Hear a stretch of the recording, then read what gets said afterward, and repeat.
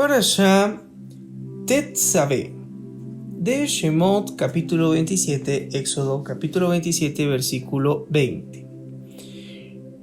Y tú, Moshe, ordena a los israelitas que te traigan aceite puro de oliva, prensado, para iluminación, para encender la luminaria constantemente. Aquí hacemos un comentario.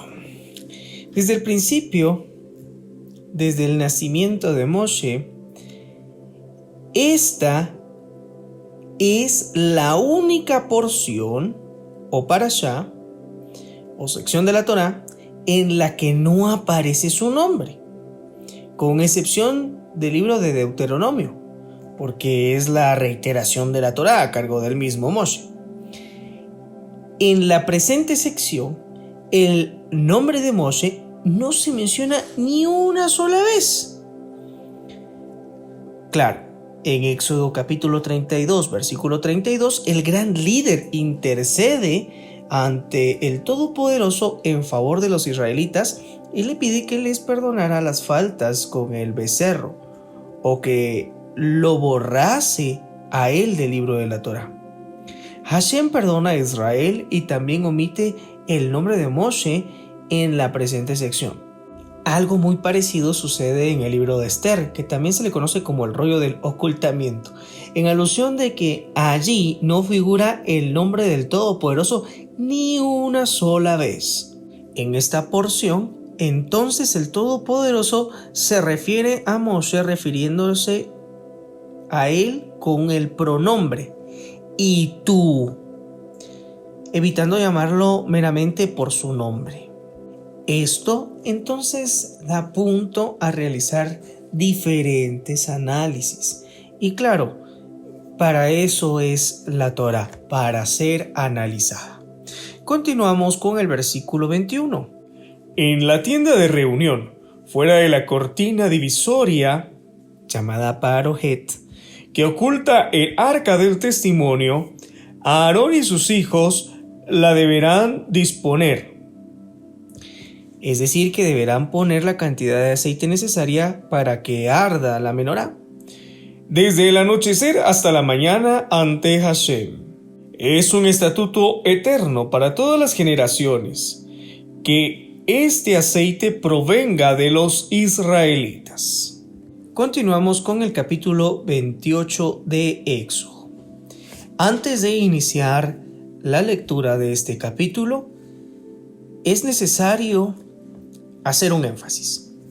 Existe disparidad de criterio entre diferentes comentaristas acerca de la identificación de las piedras preciosas mencionadas en este capítulo y en el siguiente.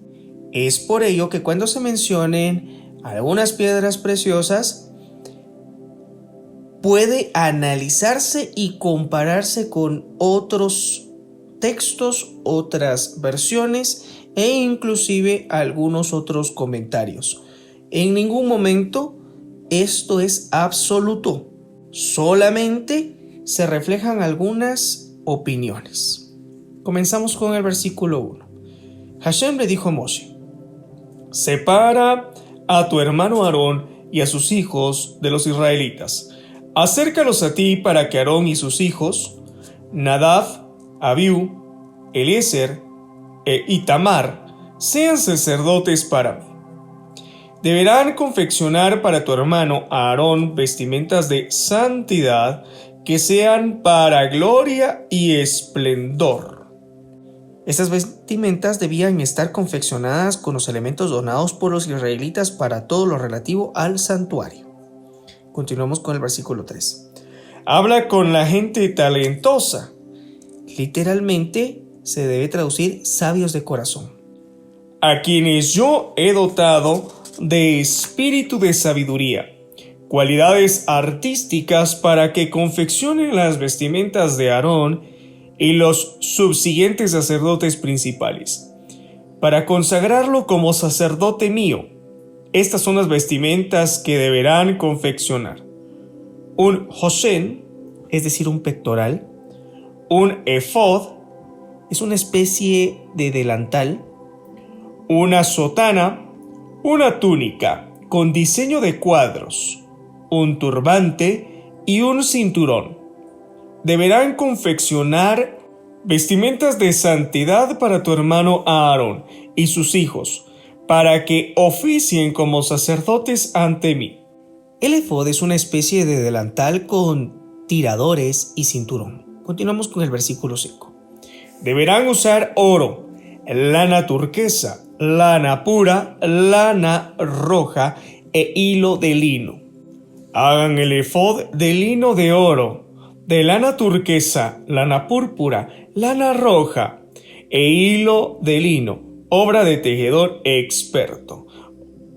Que tengan 2 tiradores que pasen por los hombros, que estén cosidos de ambos lados del efod, es decir, un tirador a la derecha y otro a la izquierda. Deberán estar cosidos por atrás al heshef, que es el cinturón del efod. Continuamos con el versículo 8. Y el heshef, que es el cinturón, que lo realza, que realza la figura del sacerdote, deberá llevarlo sobre el efod y deberá estar tejido en una misma pieza con el efod. Deberá estar confeccionado con el mismo trabajo artesanal y con los mismos 5 elementos del efod: oro, lana turquesa, lana púrpura, lana roja e hilo de lino. Toma las 2 piedras de shoham, son piedras negras u onix, y graba sobre ella los nombres de los 12 hijos de Israel, 6 de sus nombres en una piedra y los otros 6 nombres en la otra piedra, según el orden de su nacimiento. El tallado de los nombres de los 12 hijos de Israel en las 2 piedras deberá ser trabajo de orfebre. Deberá ser como el grabado bajo relieve de un sello, y deberás ubicarlas en engarces de oro. Deberás poner las 2 piedras sobre los tiradores del efod, a la altura de los hombros, como piedras para recordar a los hijos de Israel, para que Aarón lleve los nombres de ellos sobre sus hombros ante Hashem, para recordarlos, para que Hashem recuerde la virtud de los israelitas. Continuemos con Shemot capítulo 28, versículo 13.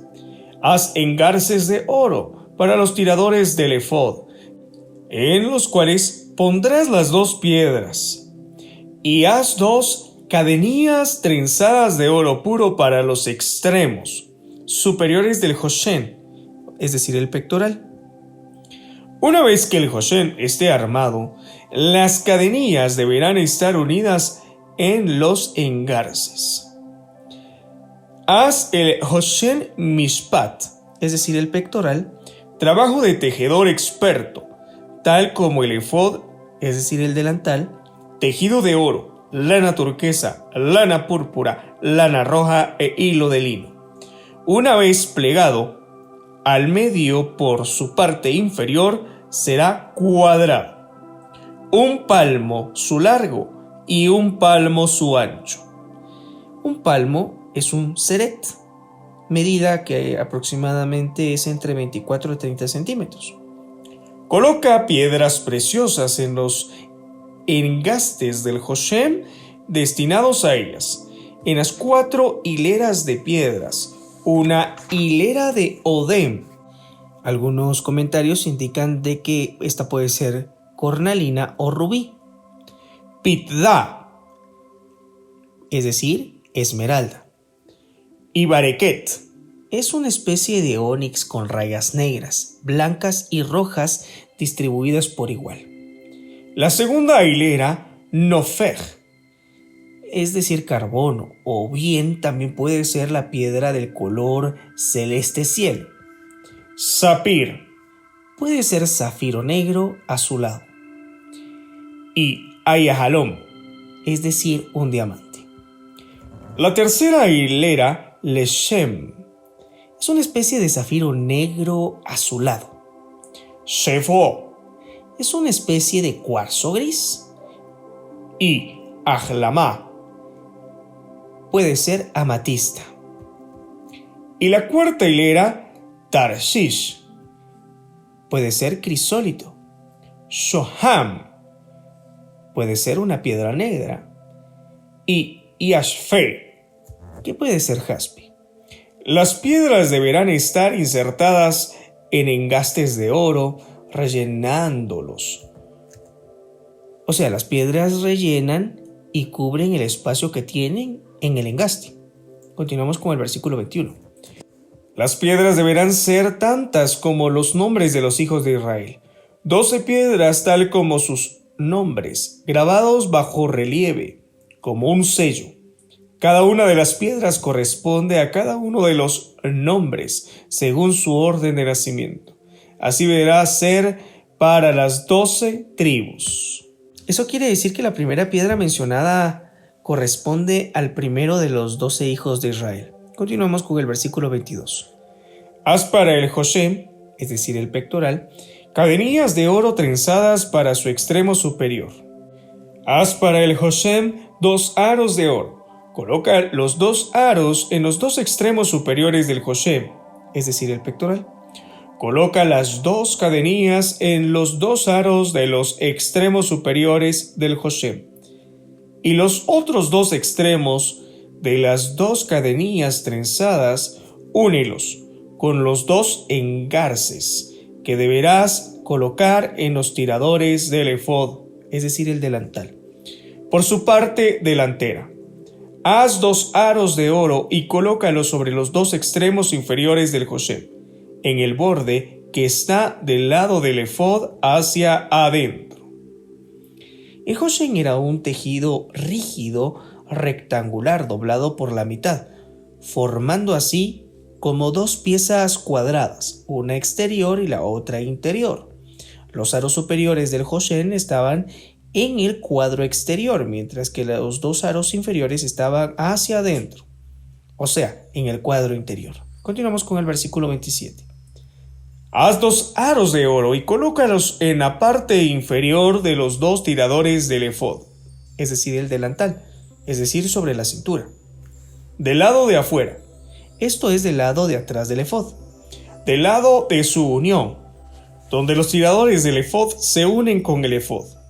Por encima del cinturón del efod, que unan el Joshem por medio de sus aros inferiores, con los aros del efod, con un cordón de lana turquesa.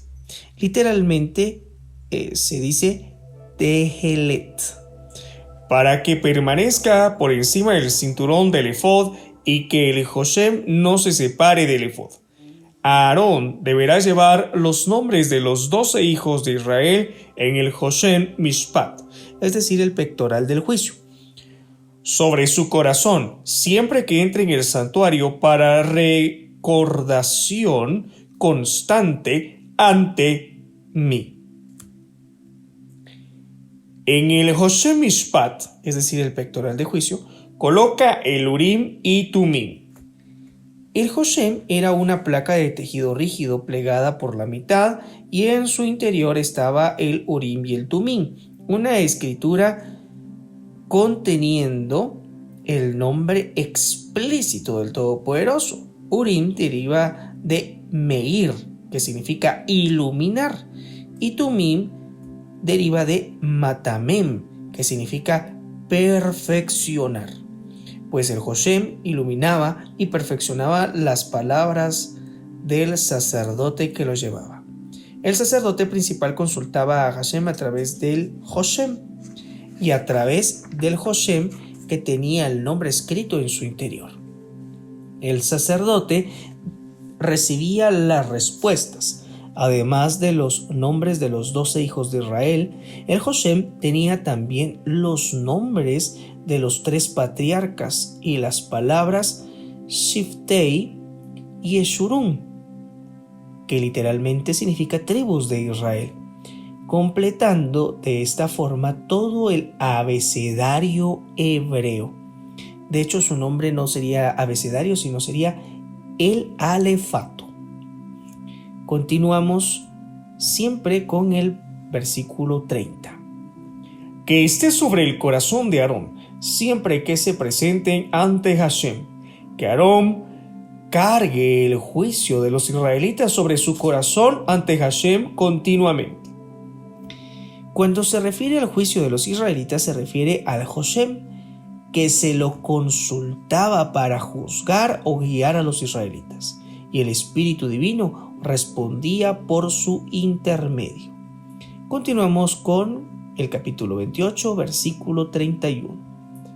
Haz una sotana. Esta estaba por debajo del efod, es decir, el delantal, toda de color turquesa, es decir, tejelet. Deberá tener una abertura para la cabeza con un dobladillo hacia adentro tejido alrededor, como la abertura de una armadura, para que no se rompa. Sobre su borde inferior confecciónale granadas de hilo de lana turquesa, es decir, tejelet, lana púrpura y lana roja, alrededor de su borde inferior con campanillas de oro en medio de ellas, todo alrededor. Así quedarán dispuestas una campanilla de oro y una granada, una campanilla de oro y una granada, alrededor del borde inferior de la sotana.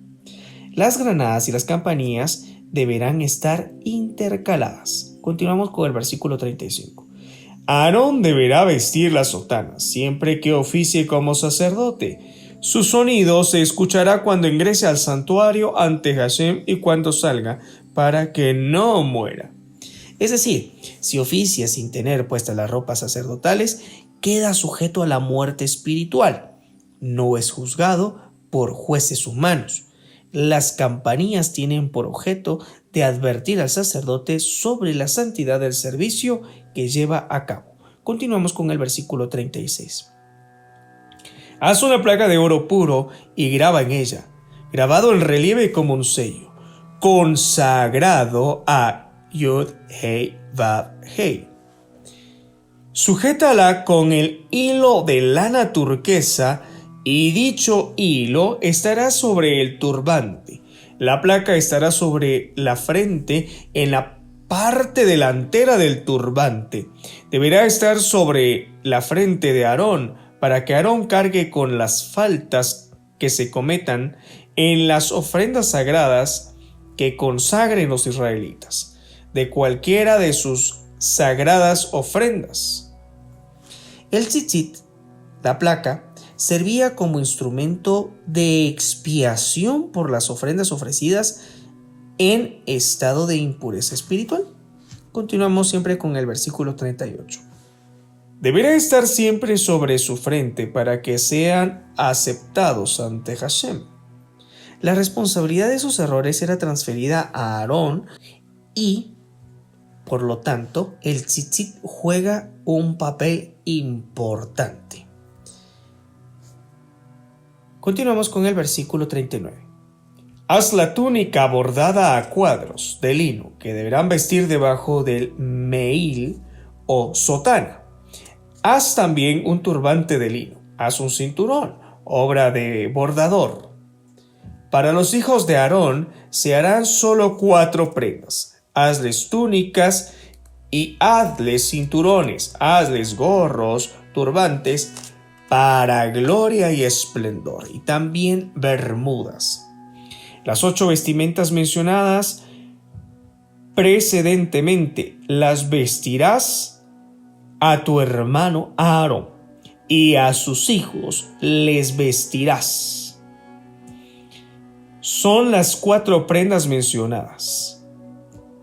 Úngelos, conságralos y santifícalos para que sean mis sacerdotes. Hazles pantalones de lino para cubrir la desnudez de la carne, desde las caderas hasta los muslos, que Aarón y sus hijos, aquí se refiere al sacerdote principal y a los sacerdotes simples, vistan dichas prendas. Otra versión traduce dichas bermudas. Siempre que entren a la tienda de reunión o al templo, o cuando se acerquen al altar para realizar el servicio divino en el santuario. El sacerdote principal y los sacerdotes simples deben vestir cada uno las prendas propias a su cargo. Así no cometerán falta y no morirán. Es la ley permanente para él y su descendencia. Es decir, es una ley permanente para los sacerdotes. Capítulo 29. Así deberás hacer con ellos para consagrarlos a fin de que oficien como sacerdote míos. Toma un novillo y 2 carneros sin defecto, pan sin leudar, hogazas sin leudar mezcladas con aceite y matzots, redondas, untadas con aceite, de harina fina de trigo, hechos de agua y harina. Ponlos en un canasto y acércalos al patio de la tienda del encuentro, junto con el novillo y los 2 carneros. Acerca a Aarón y a sus hijos al patio de la tienda del encuentro, literalmente a la puerta de la tienda del encuentro, y sumérgelos en agua, es decir, en la mikvé, que es una fuente de agua natural para purificación, según Shemot capítulo 19, versículo 11. Continuamos con el versículo 5. Toma luego las vestimentas y ponle a Aarón la túnica, la sotana que va debajo del efod, el efod y el josén. Sujétalo con el cinturón del efod. Ponle el turbante sobre la cabeza y pone la corona de santidad, o sea, el tzitz o placa de oro, sobre la frente, la cual debe estar sujetada con hilos que la pasan. Sobre el turbante, toma entonces el aceite de la unción, derrámaselo sobre la cabeza y conságralo como sacerdote. Acerca a sus hijos y vísteles las túnicas, tanto a Aarón como a sus hijos. Sujétales los cinturones y ponle los gorros. El sacerdocio será para ellos ley eterna. De esta forma consagrarás a Aarón y a sus hijos. Acerca el novillo a la tienda de reunión y que Aarón y sus hijos extiendan sus manos sobre la cabeza del novillo. Luego deshuella al novillo ante Hashem en el patio de la tienda del encuentro, literalmente a la puerta de la tienda del encuentro. Esta expresión alude a toda área del patio de la tienda del encuentro. Continuamos con el versículo 12. Toma un poco de la sangre del novillo y aplícala con tu dedo sobre las salientes del altar, y todas las demás sangre derrámala sobre la base del altar. Toma toda la membrana de grasa que cubre el aparato digestivo. Esto incluye la grasa que cubre el cuejar, que es la 4ª sección del estómago de los rumiantes. El diafragma con un poco de hígado, los 2 riñones y la grasa que está sobre ellos, y quémalos sobre el altar. Pero la carne del novillo con su cuero y el excremento en sus intestinos, quémalos a fuego fuera del campamento. Es ofrenda del tipo hatat. Las ofrendas hatat, es decir, son ofrendas de inauguración, y eran las únicas cuya sangre se aplicaba en el altar exterior y su carne era completamente quemada. Normalmente la carne de tales ofrendas la ingerían los sacerdotes. Continuamos con el versículo 15. Toma entonces un carnero, que Aarón y sus 4 hijos presionen con sus manos la cabeza del carnero a modo de imposición de manos. Deshuella al carnero, recolecta un poco de su sangre y salpícala desde el recipiente alrededor del altar. Luego, corta al carnero en partes, lava su aparato digestivo y sus patas, y ponlo a quemar junto con sus trozos y su cabeza. Quema todo el carnero sobre el altar, es ofrenda olá para Hashem, de fragancia agradable, ofrenda de fuego en honor a Hashem. Toma entonces el segundo carnero, que Aarón y sus hijos presionen con sus manos la cabeza del carnero. Deshuella al carnero y recolecta un poco de su sangre y ponla sobre la parte media de la oreja derecha de Aarón, específicamente el cartílago de la parte media dentro del oído, y sobre la parte media de las orejas de sus hijos y la oreja derecha, y sobre el pulgar de sus manos derechas y sobre el pulgar de sus pies derechos. Salpica la sangre alrededor del altar. Junta un poco de la sangre de esta sobre el altar y un poco de aceite de la unción, y salpícalo sobre Aarón, y sobre sus vestimentas, sobre sus hijos, y sobre las vestimentas de sus hijos, juntamente con él. De esa forma quedarán consagrados él y sus vestimentas, y sus hijos y las vestimentas de sus hijos conjuntamente con él. Toma la grasa del abdomen del carnero, la cola, alia se llama en hebreo, que incluye toda la cola, la cadera y el espinazo, pasando por el riñón.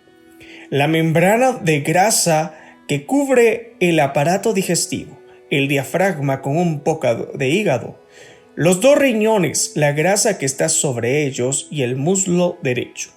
Es un carnero de consagración. Toma un pan sin leudar, una hogada de pan sin leudar y una matzá, es decir, pan acimo, del canasto de los panes sin leudar, que deberá estar ante Hashem. Ponlos sobre las manos de Aarón y sus hijos, y agita en vaivén sus manos como una ofrenda tenufá ante Hashem. Retira luego esos elementos de sus manos y quémalos en el altar. Después del primer carnero ofrendado como sacrificio olá, de fragancia agradable a Hashem, es ofrenda de fuego para Hashem. Toma el pecho del carnero de la ofrenda de consagración de Aarón y mécelo como ofrenda tenufá, es decir, de vaivén, ante Hashem.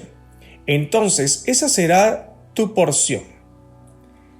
Hashem le indica a Moshe que ese pecho será para su consumo durante los 7 días de la consagración de Aarón y los hijos como sacerdotes.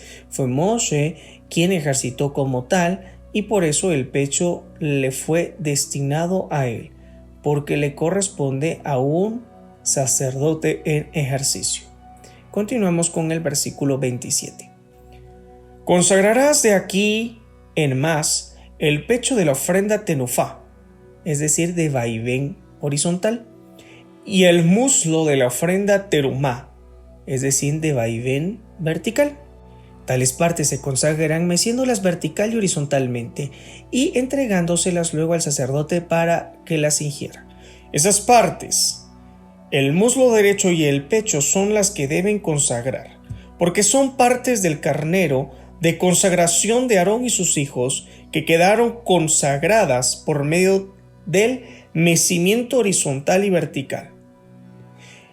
Ello significa que el pecho y el muslo deberán ser para Aarón y sus hijos por ley eterna, de parte de los israelitas. Es un donativo y continuará siendo un donativo de parte de los israelitas, tomando sus ofrendas shelamim, es decir, de paz, que ellos apartan para Hashem. Las vestimentas del sacerdocio sagrado de Aarón serán para sus descendientes que lo sucedan, para conferirles a ellos el estatus especial y ser consagrados por medio de las mismas. Aquel de sus hijos que lo suceda como sacerdote principal, el que va a ingresar a la tienda de la reunión para el oficio sagrado en el día de Yom Kippur, en el recinto más sagrado del santuario, deberá vestir previamente aquellas vestimentas durante 7 días consecutivos. Deberás tomar el resto del carnero de la consagración y cocinar su carne en lugar sagrado, es decir, en el patio de la tienda del encuentro. Aarón y sus hijos comerán la carne del carnero y el pan sin leudar del canasto en el patio de la tienda del encuentro. Ellos, Aarón y sus hijos, deberán ingerir esas ofrendas para obtener por medio de ellas expiación y quedar consagrados y dedicados a su función sacerdotal. Ningún ajeno al sacerdocio podrá comer de ellas, porque son sumamente sagradas. Y si sobrase algo de aquella carne, de la ofrenda de consagración o de aquel pan de la canasta, hasta la mañana siguiente deberás quemar al fuego todo lo que sobre. No deberá ser ingerido porque está consagrado. Así deberás hacer con Aarón y sus hijos, todo tal como te ordené. Su proceso de consagración llevará 7 días, durante los cuales no deberá salir del patio de la tienda del encuentro. Verificar con Levítico capítulo 8, versículo 35. Y cada día se debe realizar el mismo procedimiento. Cada día deberás ofrecer un novillo como ofrenda hatat, es decir, por la falta.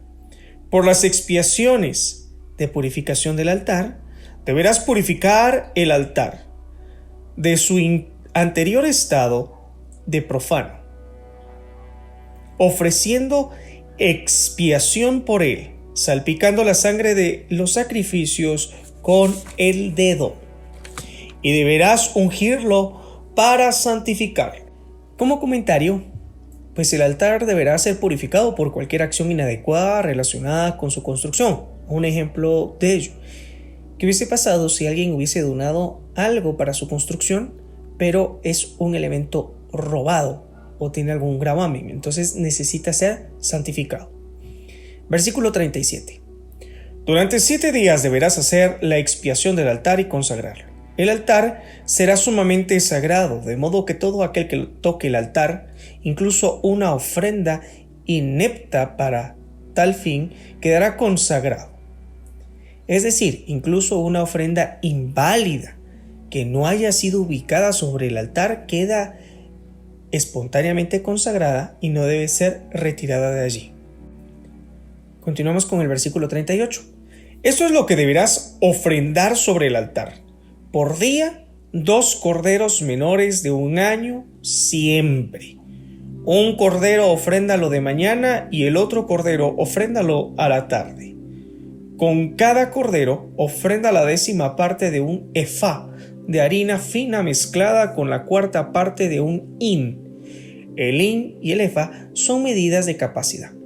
De aceite de oliva prensado y derrama como ofrenda la 4ª parte de un hin de vino. Esto es para un cordero. Y el otro cordero ofréndalo a la tarde. Ofréndalo junto con su ofrenda minjá, es decir, de harina, y su ofrenda de vino, tal como a la mañana, como fragancia placentera para Hashem. Es ofrenda de fuego para Hashem. Ofrenda olá diaria para todas las generaciones, que deberá ser ofrendada en el patio de la tienda de la reunión ante Hashem, donde en tiempos determinados me encontraré con ustedes para hablarte allí. Allí estableceré mi reunión con los israelitas. Ese patio será consagrado con mi gloria. Yo consagraré la tienda de reunión y el altar. También a Aarón y a los hijos consagraré para que oficien como mis sacerdotes.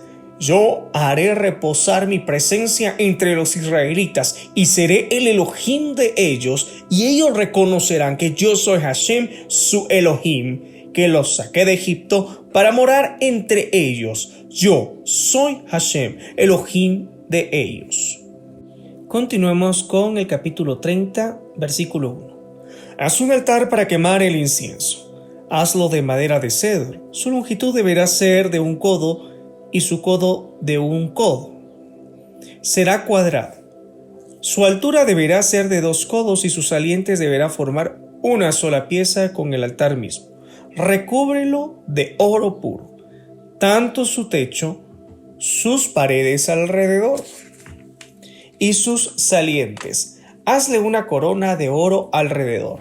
Hazle los 2 aros de oro debajo de su corona en sus 2 esquinas a ambos lados, que servirán para pasar por ellas los travesaños para transportarlo. Según ciertas opiniones, los aros eran 2, según otras eran 4, 1 en cada esquina. Continuamos con el versículo 5. Los travesaños hazlos de madera de cedro y recúbrelos de oro. Coloca el altar ante la cortina divisoria llamada parojet, que encierra al arca. que contiene las tablas del testimonio, alineado exactamente frente a la cubierta, caporet, que está sobre el arca del testimonio, donde yo me he de encontrar contigo en tiempos específicos. El altar no puede estar desviado hacia la derecha ni hacia la izquierda del parojet, sino alineado al centro del mismo. Continuamos con el versículo 7. Todas las mañanas, Aarón deberá quemar sobre el altar incienso de las especias aromáticas. Lo quemará cuando limpie las luminarias. Cuando Aarón encienda las luminarias al atardecer, deberá quemar incienso. De modo que siempre, en todas sus generaciones, debe haber quema de incienso ante Hashem. No ofrezcan sobre él incienso desautorizado que no responde a la fórmula original, o que no haya sido preparado con el fin específico de ser utilizado como incienso. Ni ofrenda de sacrificio, ni ofrenda minjá, es decir, ofrenda de harina, ni tampoco derramen sobre él ofrenda de vino. Una vez al año, Aarón ofrecerá sobre los salientes del altar la sangre de la ofrenda hatat, por la falta, para obtener el perdón de los pecados. En todas tus generaciones, una vez al año, en Yom Kippur hará expiación sobre él. El altar es sumamente sagrado, es decir, Kodesh, Kodashim, para Hashem. De modo que solo puede realizarse en él la ofrenda del incienso matutina y vespertina y la ofrenda de sangre en Yom Kippur. Haftarah Tetzaveh, de Ezequiel capítulo 43, versículo 10 al 27. Empezamos con el versículo 10. Tú, hombre, cuéntale a la casa de Israel acerca del templo y deja que ellos se avergüencen de sus transgresiones, porque por sus transgresiones fue destruido el gran templo. Que calculen el diseño del templo. Si se avergonzaran de todo lo que hicieran, hazles conocer la forma del templo, su diseño, sus salidas y sus accesos, las formas de todas sus construcciones, todas sus leyes, todos sus diseños y todas sus enseñanzas. Y escribe todo eso delante de sus ojos para que sigan su plan y todas sus leyes. Es decir, para que, llegado el momento, sepan cómo construirlo. Versículo 12. Esta es la ley respecto al templo. La cima del monte, todo el área será sumamente sagrada. Esta es la ley del templo. Versículo 13. Generalmente las medidas del templo se expresan en codos de 6 tefaj. El versículo presenta ciertas excepciones en las que un codo consta de 5 tefaj o puños. Un tefaj es el largo de un puño cerrado. Estas son las dimensiones del altar en codos. Un codo es igual a amá o amot. Algunas expresadas en codos. Esta medida estándar, es decir, un codo, es igual a 5 puños. Y otras en codos grandes, o sea, el codo estándar más el puño adicional, es decir, 6 puños en total. Las dimensiones de la base están expresadas en codos estándar. El altar estaba construido de 3 secciones superpuestas. La inferior era la más ancha y la superior la más angosta. Así, al superponer una sección sobre la otra quedaba un reborde libre alrededor, pues la sección superior no cubría por completo la inferior. Ese borde tenía un codo estándar y las 4 salientes del altar ubicadas en sus 4 vértices. Cada una tenía 2 palmos. Un palmo es un seret, que es aproximadamente la mitad de un codo estándar. Literalmente dice un palmo, porque la medición era desde la mitad hacia cada uno de los bordes. Por eso en total tenía 2 palmos, o sea, un codo. Lo mismo, o sea, la misma unidad de medida en referencia al codo estándar, es aplicable para el altar interior, desde la base del Heik sobre la tierra hasta la Azará inferior, que vendría a ser la superficie superior de la sección inferior. Hay 2 codos, es decir, el Heik es la sección inferior, la base de toda la estructura, tiene 2 codos de altura, y superponerle la otra sección en la base que daba una cornisa libre y 1 codo de ancho desde la superficie de la pequeña Azará o Azará inferior a la gran Azará, que es la sección interna, la inmediatamente superior a la pequeña Azará. Hay 4 codos, o sea, la sección intermedia tiene 4 codos de altura. A superponerle a esta la sección superior, que daba una cornisa alrededor de 1 codo de ancho. El Ariel, que es la sección superior en la que se queman las ofrendas, tiene 4 codos de alto. Desde el Ariel se proyectan hacia arriba 4 salientes. El Ariel tiene 12 codos de largo por 12 de ancho y es cuadrado en sus 4 lados. Hay 2 interpretaciones respecto a la expresión cuadrado en sus 4 lados.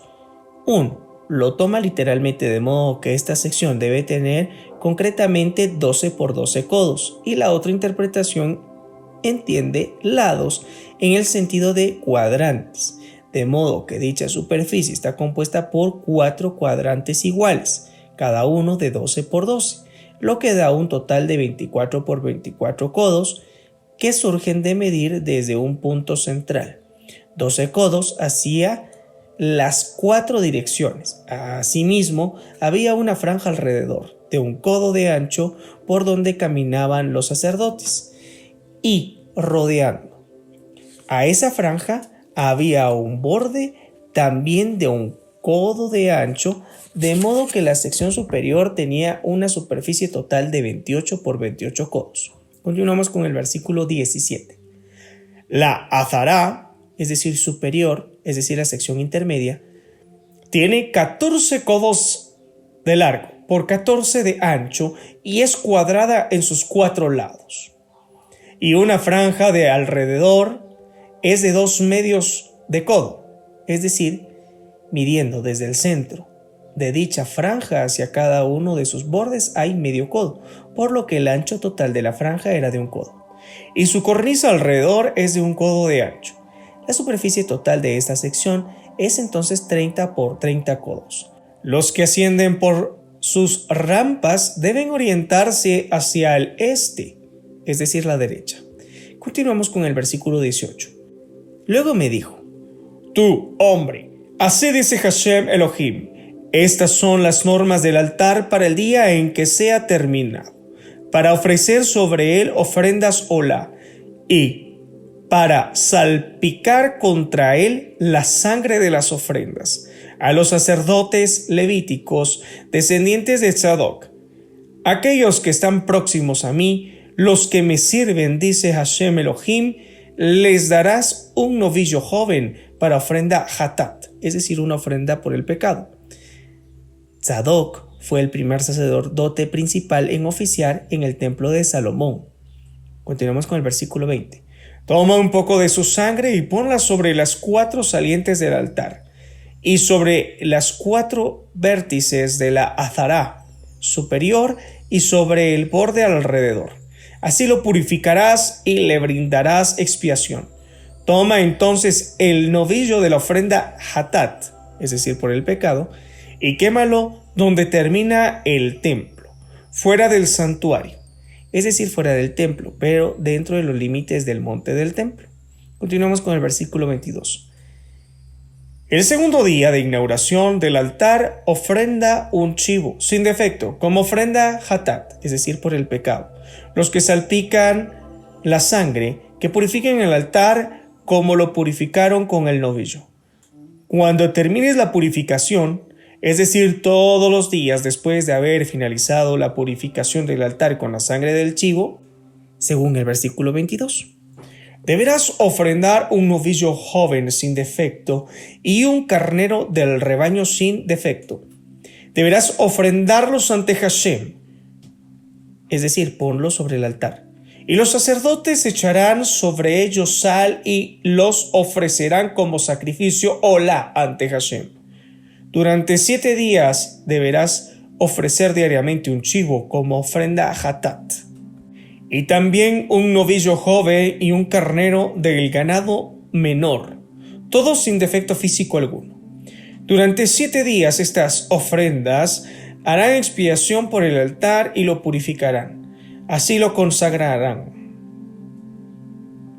Y al cabo de los 7 días, desde el 8º día en adelante, los sacerdotes ofrecerán sobre el altar vuestras ofrendas olá y las ofrendas shelamim, es decir, de paz. Y en mérito a las ofrendas, yo estaré complacido con ustedes, dice Hashem Elohim.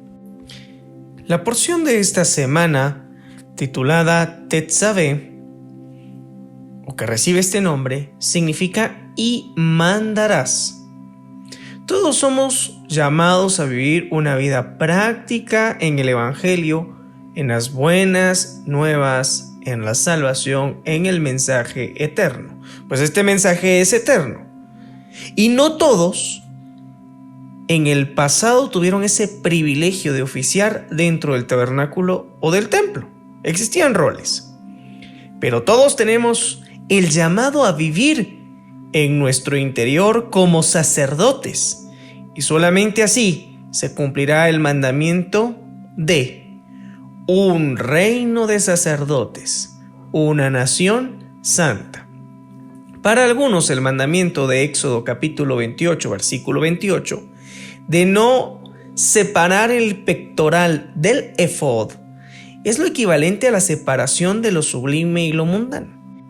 El efod era una especie de delantal atado alrededor de la cintura con 2 tiras en la espalda como sujetadores, con una piedra preciosa pegada en la punta superior de las 2 tiras. Es decir, tenían allí grabados los nombres de las 12 tribus. El pectoral era una pieza cuadrada de tela en la que se fijaban 12 diferentes piedras preciosas. Esta interpretación se basa en que el efod colgaba desde la espalda hasta sus talones, mientras que el pectoral se apoyaba delante del corazón. La espalda representa lo externo y lo mundano, mientras que el frente representa lo interno y lo sublime. En otras palabras, el sacerdote no puede tener ninguna abertura entre ambas situaciones. Es decir, debe vivir su cotidianidad sin separar lo espiritual. Por ello, el efod llegaba hasta los talones. Qué difícil resulta llevar lo espiritual en la cotidianidad. En Shemot, capítulo 29, versículo 7, se describe que Moisés debe tomar el aceite de la unción y derramarlo sobre la cabeza de su hermano Aarón, untándolo de forma que se mostraba como una letra, la letra hebrea llamada Kaf, con la que se escribe Cohen o sacerdote. Es decir, Moisés untó y bendijo a su hermano dibujando con el aceite dicha letra. Esta letra tiene un valor equivalente al 20 y cuyo significado puede ser el siguiente: palma de mano, Es decir, los sacerdotes siempre están dando con mano abierta. Como verbo, la letra kaf significa subyugar o doblegar. Es decir, los sacerdotes en su acción cotidiana estaban prosternándose ante la presencia divina. En el hebreo pictográfico o paleohebreo, el símbolo estaba compuesto por 3 líneas conectadas y con las puntas redondeadas, simbolizando así una corona en la cabeza de un rey que se estaba prosternando. La letra kaf puede tener un enfoque que se vincula con la condición de realeza, con poder y con autoridad para regir. Es por ello que los sacerdotes tienen voz, tienen voto en la legislación y en cuanto a la impartición de justicia. La mano abierta, marca de palos cruzados, señal para abrir y monumento son palabras que denotan o surgen de la letra kaf. También puede significar las manos limpias de un hombre justo. Así como relata Shemot capítulo 29 versículo 37, todo aquello que toque el altar quedará consagrado. Así debemos de vivir. Una vez hemos tenido alguna experiencia espiritual, debemos cambiar para siempre, porque hemos quedado consagrados. Una vez más, Moisés recibe la afirmación que el pueblo sabrá quién les ha sacado de Egipto. Puedes corroborar esto con Shemot, Éxodo capítulo 29, versículo 46. A veces parece que perdemos la fe y nos centramos en lo rutinario que puede parecer buscar al Todopoderoso. Oramos en la mañana, a mediodía, en la tarde. Leemos su palabra. Nos centramos más, quizás, en el ritualismo y pasamos por alto su esencia. Pensamos que como creyentes tenemos diversas desventajas. Posiblemente alguna vez te has puesto a pensar que el mundo nos lleva muchas ventajas. Cuesta triunfar con honestidad en esta tierra. Cuesta sobresalir, desarrollarse siendo morales, justos y legales. Pero recordemos que así como no existió un esclavo que saliera libre de la opresión de Egipto, el Todopoderoso sacó a millones de allí. Ahora es momento de ver que aunque pareciera que llevásemos desventaja, no veamos más nuestros problemas, veamos las oportunidades de libertad frente a nosotros. Mira más allá de las circunstancias. Del tabernáculo, el último elemento a tratar, el último elemento que leemos en cuanto a esta estructura es el altar del incienso. Este era peculiar en diversos enfoques. Precisamente cuando se quemaba el incienso, nadie estaba presente en el tabernáculo, únicamente el sacerdote que lo quemaba y la divina presencia. A diferencia de los otros rituales que tenían espectadores, ese incienso, símbolo de oración de los justos, estaba presente en la intimidad. Con esto quiero decir que nos muestra que debemos de acercarnos en intimidad con el Creador. No abrimos las puertas y las ventanas para que el vecino nos vea tener esa intimidad con el Rey. Lo hacemos en silencio y en la soledad. Que no vea tu mano derecha lo que hace la izquierda. A causa del pecado, la sentencia del pueblo era evidente y por ello sería muerta la nación de Israel. Pero la intercesión de Moisés como el prototipo de redentor no era una amenaza al Creador. No, tampoco se lo dijo en un sentido de querer forzar para que el pueblo fuese salvo de la muerte.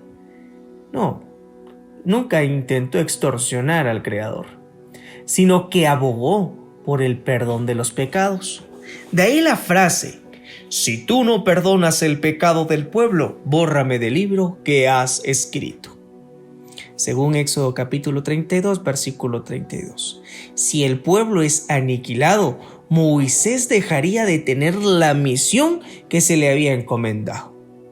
La Torá era su vida y no tendría más el rol de comunicador, de transmisor, de maestro de la sabiduría eterna para el pueblo. Esto muestra que ese rol mesiánico atrevido es la esencia del hombre. La unidad de la humanidad con la Torá produce salvación.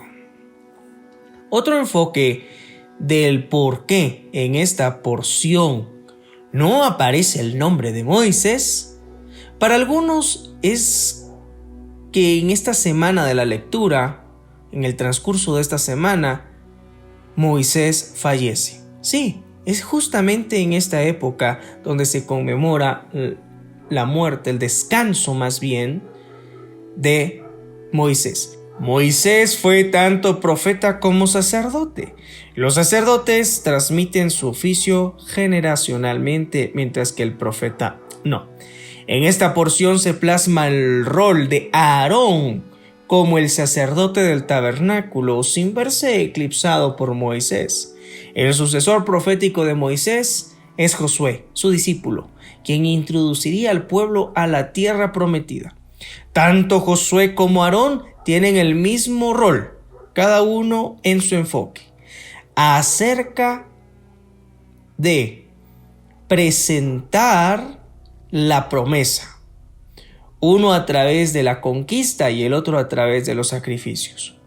Por lo anterior, podría decirse que existe en esta porción un cambio de orden sacerdotal, siendo Moisés quien preparó al sucesor sacerdotal y al profético. Para cerrar esta porción, quisiera hacer un pequeño análisis de Moisés con el rol de sacerdote y de profeta. Tanto el sacerdote, que es Cohen, como el profeta, que es un Naví, palabras en hebreo, son parte y tipos de liderazgo con características y cualidades peculiares. Ambos grupos tienen la finalidad de buscar la santidad en el pueblo. Moisés es uno de los profetas más grandes de la historia de Israel.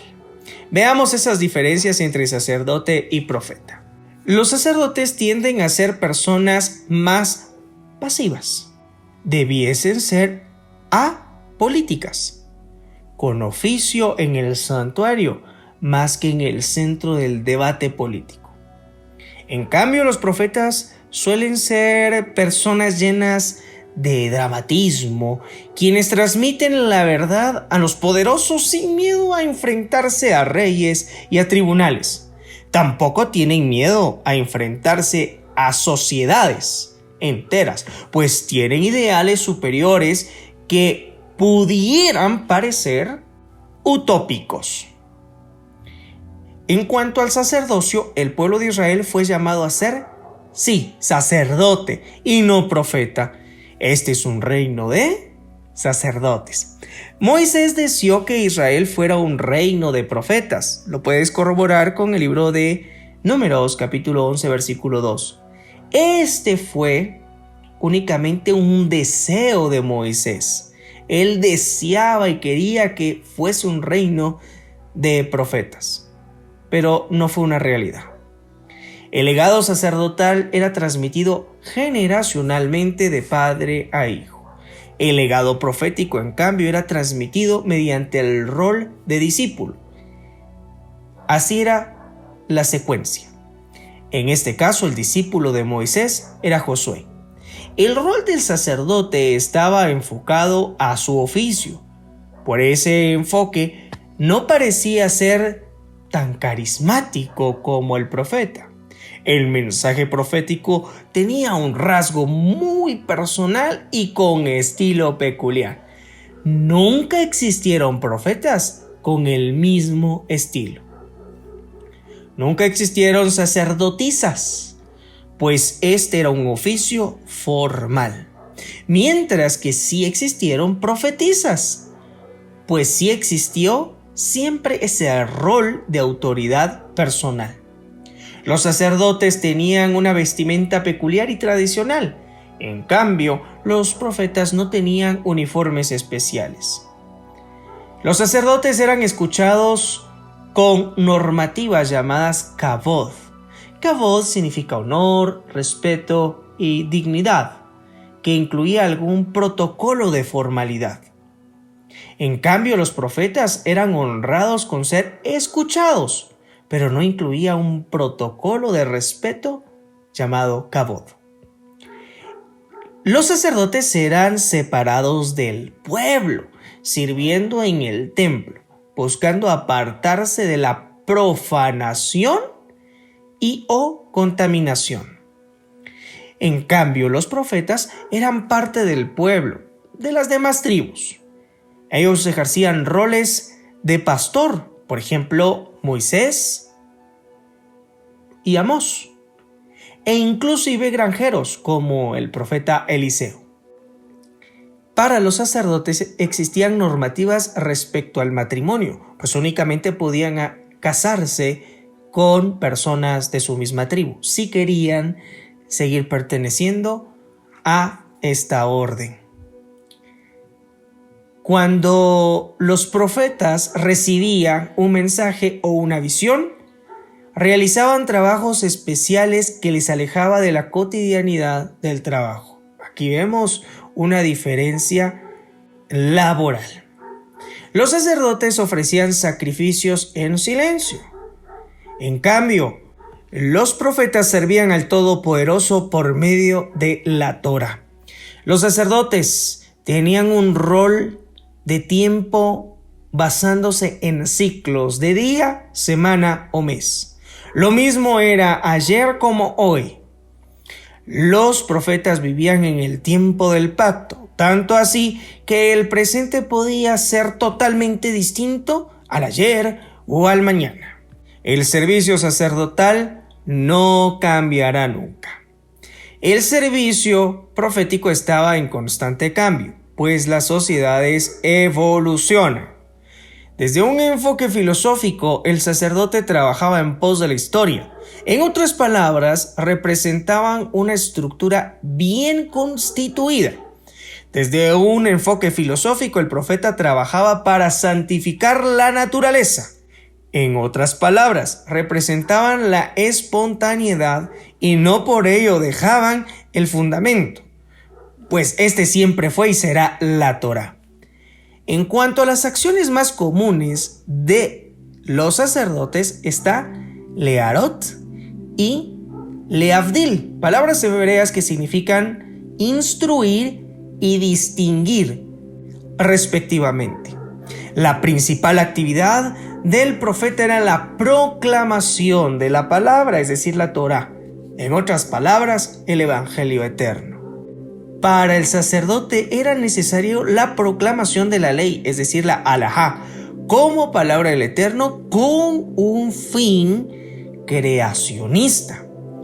En cambio, el profeta proclamaba la narrativa o discurso, es decir, la Agadá, basada en cuanto a la redención. Los sacerdotes transmitían la palabra del Eterno para todos los tiempos, mientras que el profeta transmitía la palabra del Eterno para este tiempo. Hoy debemos de unir la ley con la narrativa o discurso, pues la creación debe de obtener la redención. Moisés cumplió con ese doble rol. Era tanto sacerdote, pues fungió como tal cuando consagró a la orden de Aarón y a sus hijos. Y fue, claro, profeta. Moisés es el agente visible y personaje principal de 4 de los 5 libros de la Torá. En esta única porción de la Torá, es Aarón y sus hijos quienes tomaron un rol importante sin ser eclipsados por Moisés y también sin eclipsar a Moisés. Este equilibrio simbiótico es necesario en el cuerpo de la nación de Israel. Moisés encendió el fuego en las almas de Israel por todas las generaciones y Aarón y su simiente tomaron ese fuego y lo convirtieron en la llama para la eternidad. Esto nos hace ver con claridad que ambos elementos son necesarios para el crecimiento y desarrollo natural. Ley y gracia, justicia y misericordia son palabras que deben de ir de la mano y su fin será una fe inquebrantable y sustentable por la palabra del Eterno. Quizás has escuchado el término o frase cambio de sacerdocio, cambio de ley. Esta frase es muy mal interpretada y tiene su fundamento precisamente en esta porción. Pues Moisés delegó el rol sacerdotal en su hermano. Esto por instrucción divina, claro.